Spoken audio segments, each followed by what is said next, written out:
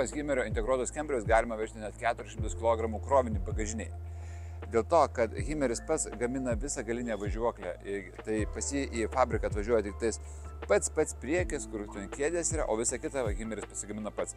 Ir tas rėmas realiai yra maždaug tokio aukščio, dėl to ir vanduo, ir nuotekos tenais gali pasilpinti ir dėl to labai sunkius krovinius gali vežti.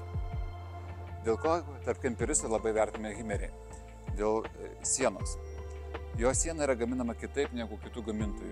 Pirmas dalykas tai yra paimama vienas aliuminio lakštas, antras aliuminio lakštas ir čia prileidžiama putų, poliuretano putų. Dėl to varža yra labai didelė, tai yra varža yra kaip 80 cm sienos jis atstoja. Kiti gamintojai tokių skaičių nepasiekia.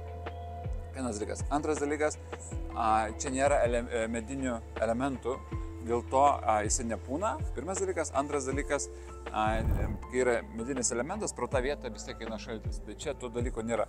Dėl to 2-3 laipsniais jisai labiau išlaiko šilumą negu paprastas kitas kemperis.